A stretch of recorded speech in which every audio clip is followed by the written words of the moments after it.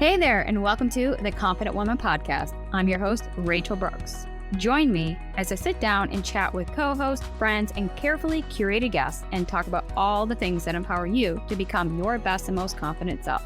So, let's get started. Hey there, and welcome back. Today's episode is a little different. I was recently invited to be a guest on Elona Lopari's show, and we had such a powerful conversation around purpose, identity, and the deeper reason behind the works we do. So if you've ever wondered why you're here or felt torn between calling and clarity, success and surrender, this episode is for you.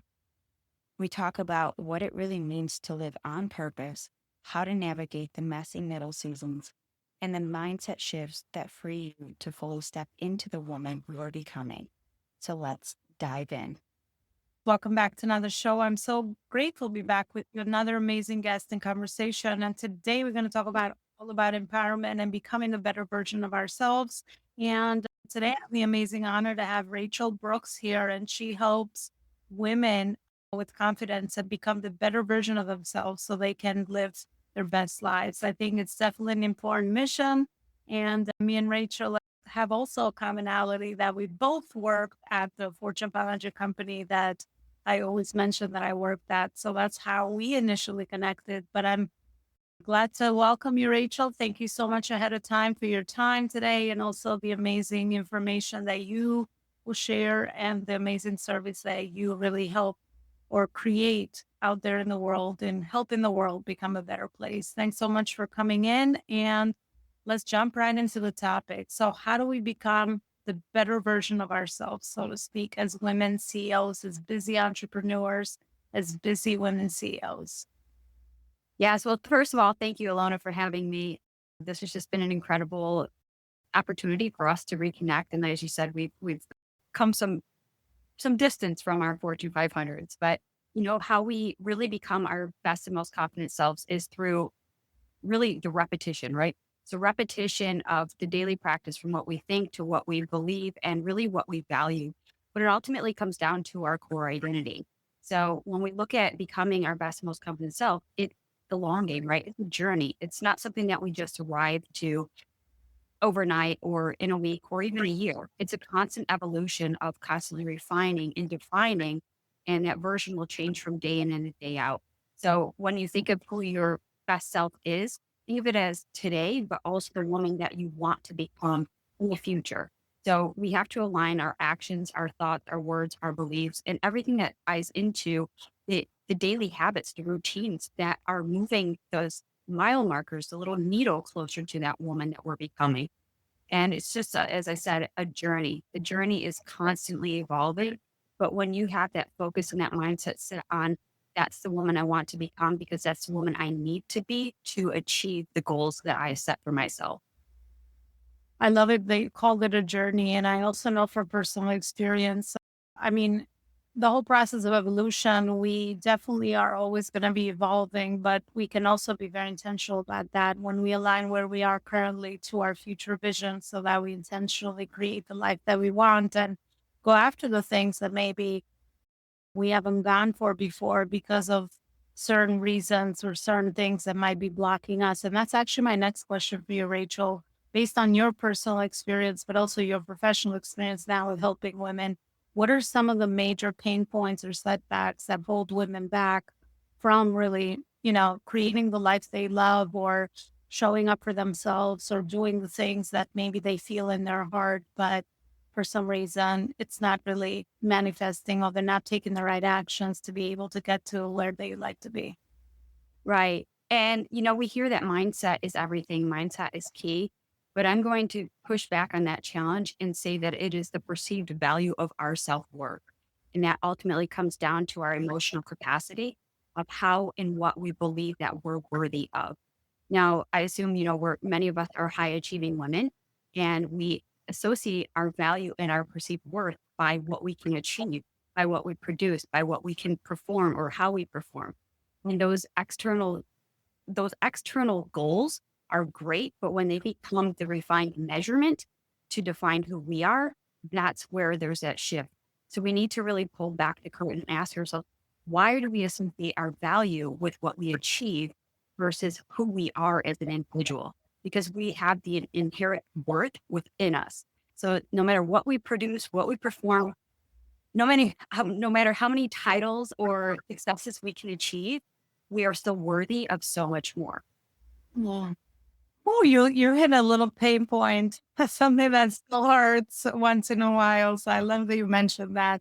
So then, how can we bridge that gap between, you know, defining our worth under achievement and ambition and doing things and results that are all on the outside, and kind of just doing that inner work that needs to be done so that we feel and we know that we are whole, you know, just like as human beings without needing to do all these other things? I know that's like a hard question, but is there like certain things that maybe have repeated in your practice that maybe you could share with us, maybe tools or something that would make this transition a little bit easier, even though I find that it's not something that obviously is going to just go off like that because you get triggered in certain things. And if this is such a big thing, especially was for me, and it's still something that I always try to stay very intentional around, can come up and ensure that we're making decisions because of that, lack of self-worth that we might be feeling at certain stages of scale, especially as we evolve. I think this shows up in different ways, especially if we haven't healed it or we haven't really fully come out on the other side, so that we really understand that. And I know that that's for some people, this is their life's work, right? I'm not expecting an answer, but just based on your experience, what are some thoughts from your perspective that can help us kind of start to bridge that gap? Right. And you really hit the nail on the head when you mentioned about the inner work. It really comes down to the inner work. And, for context, I'm a former fitness competitor and I'm also the author of Chasing Perfection, A Journey to Healing Fitness and Self Love. And so a lot of that ties into my story, which is about undoing the damage done that we believe that who we are from the past hurts, traumas, dramas, and even our own past beliefs about ourselves, right? So we have to really assess those areas and not shy away or minimize or pretend that they didn't exist, but we actually have to shine light on those areas. And so when I tie in my fitness and background into professional development, personal growth, it all comes back full circle. It's repetition. So I have the four pillars that are the foundation to my fit from within philosophy. And what we focus on there is our mental, our emotional, and our spiritual health and well being. Well, our physical then becomes the byproduct of that inner fitness.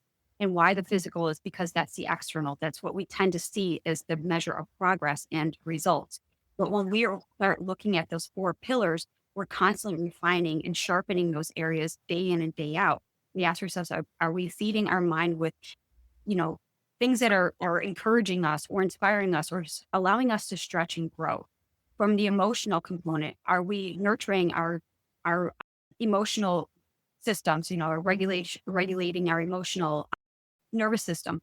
Are we finding ways to tap into our spiritual elements? One that is your higher power. For me, it's God, but it could be journaling, it could be going out to nature, it could be through prayer, meditation, whatever that looks like for you. And then physically, going out and moving your body, performing some sort of exercise to get that physical movement, right? So those are the areas of what we really focus on. And like I said, getting fit from within, because that allows us then to create a healthy body, a positive mindset, and a soul filled with self-love and gratitude. So when we start working on the inner core and that inner being, we start to really let down all those masking facades and all the external chasing, because now we're in a place of presence and stillness because we're so aware of who we are. So again, this is not an overnight success. This is, again, fitness. You don't just sign up for a 5K and you're running a 5K tomorrow, or you don't sign up for a fitness or bodybuilding competition today and you're standing on stage tomorrow. It's constantly putting the reps in over time, because that will strengthen the results of what you want to achieve. So I always also come back to a saying that is, consistency compounded over time yields results. So whatever that result is that you're striving for, are you consistently aligning those actions, those beliefs, those words, those habits, the values? even the words that are coming out of our mouths, are we speaking life into ourselves, or are we minimizing and speaking negatively about our goals, about ourselves, right? Because self worth comes down to how we believe about ourselves, what we believe, what is the faith component to ourselves. And that's, for me, again, our inherent self worth is, are we finally inspired? We're gifted with this from the day before. Mhm. I love your brand, Fit from Within, because yeah, it's so true how even through all the other things that we want to strive for, whether it's the wealth piece or the health or the financials or the relationships, I think it all starts with being fit, right? From the inside out, so that we're able to align with all those other important areas in our lives as well. And that actually leads me to my next question, Rachel, which I feel like someone listening, and sometimes with content, I feel like sharing information is great, educating is great, inspiring is great, which I feel like it's also one of my missions with this podcast and the work that I do. It's also we just sometimes just need to get reminded over things top of mind, right? Because life is just getting so hectic. I think that's like the reality for all of us.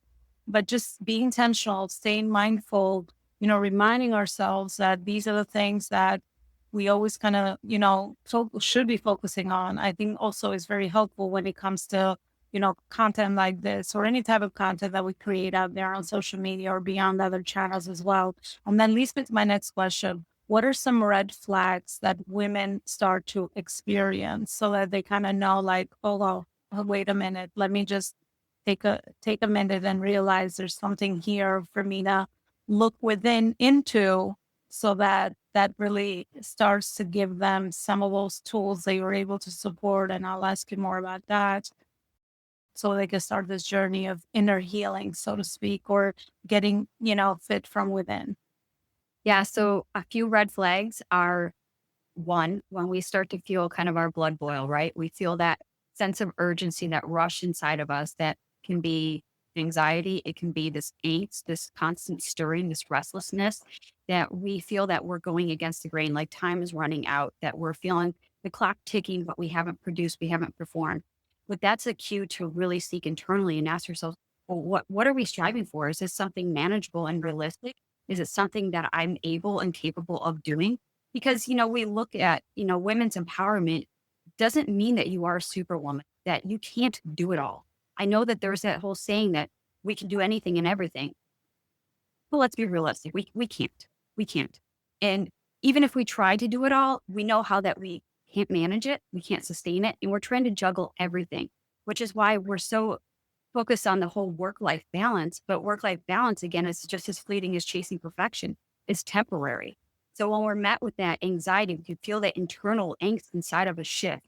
Then we're also being met with resistance, the resistance to be somebody that we're not, because that's not what we're built and designed for. We're not, we are unique individuals. So the characteristics and the personalities of who we are the traits that we're gifted with. So we need to really hone in on those, tap into those gifts and skills, talents, and abilities, and not become what others are saying that we should do, or become partly because that's what success is defined for us. We can also, on that cycle, lead to burnout. And I think that burnout is a very buzzy word that's going on, but burnout is real. That's when we start noticing that all of those components that I talked about, our mental, emotional, physical, and spiritual health and well-being, start to deteriorate. We start getting that brain fog. We start forgetting things. We have sleepless nights and restless moments. We're not even fully present with our family or our kids. Emotionally, we're so dysregulated.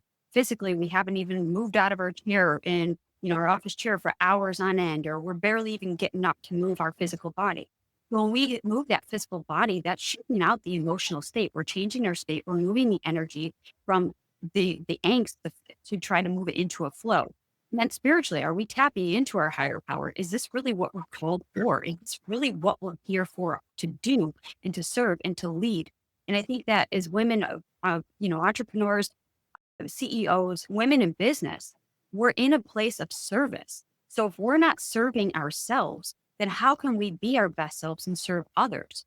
So I love to, coin that saying, if you're not at your best, you cannot serve the rest. So take a step back. And taking that step back allows you to slow down, to be present, to have that pause. And slowing down doesn't mean that you're not getting stuff done. you're actually making way for more to be done in a way that's fluid and in flow with who you are and aligned with who everything that you're equipped for.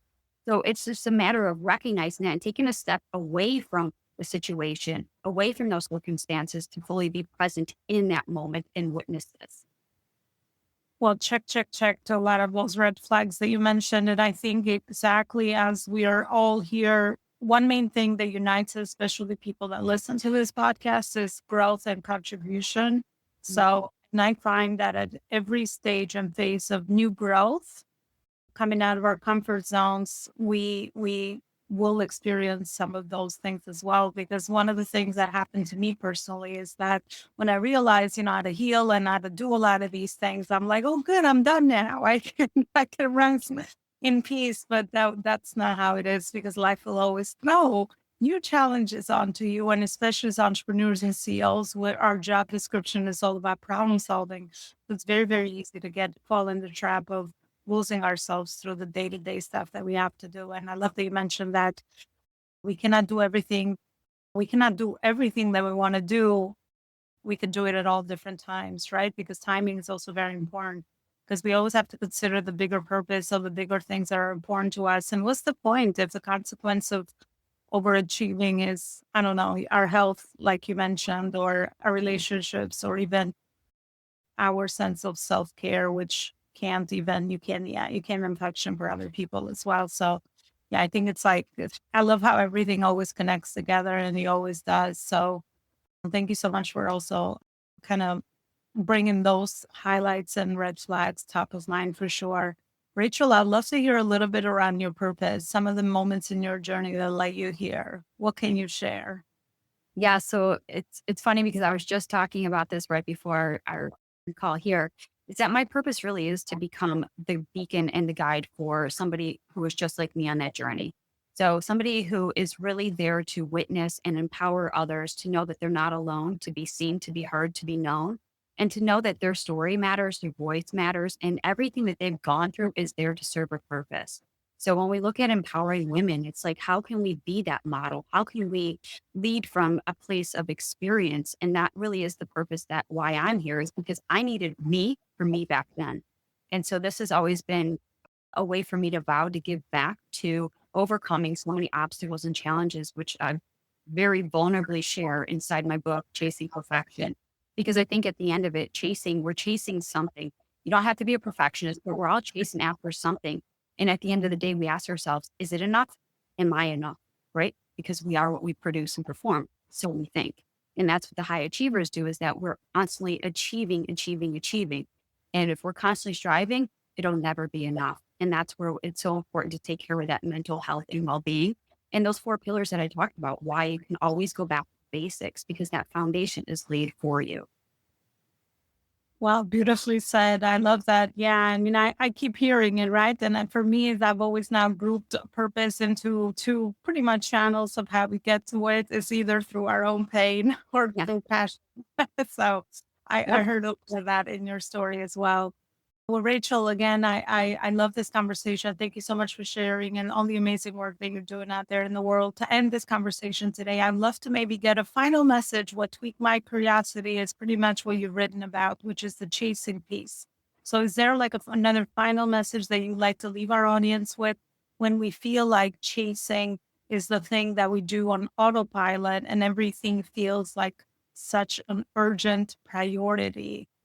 And also, where is it that the audience can further continue this conversation with you?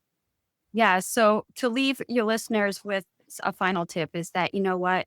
You are the author and the creator of your own story, and you have that power.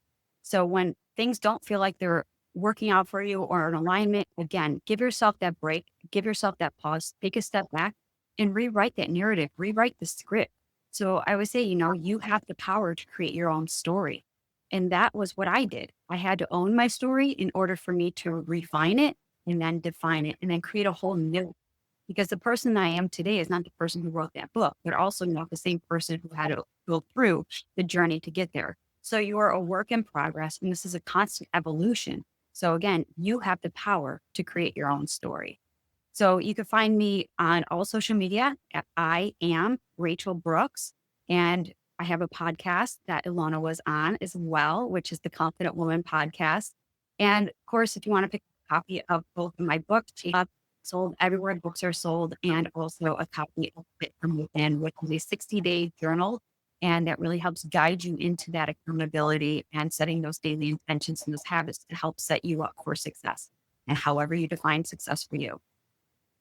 Well, again, thank you so much. I definitely would encourage everyone to go check out Rachel's website. I'm sure you also have a lot of cool resources for people to go and kind of get some quick wins and get some insight if they resonated with the message today. But yeah, thank you for the bigger mission that you're out there in the world accomplishing with helping women with confidence, because I feel like that's at the core of everything, right? I mean, we have so much potential, but, unless we go out there and actually take inspired action and learn how to harmonize the being and the doing and all these different things, then how can we actually do more good in the world? Because that's, my mission here at the Life School as well. So, yeah, I think it's definitely such a great conversation. And Rachel, thank you again for all the work that you're doing. And thank you so much for being here today.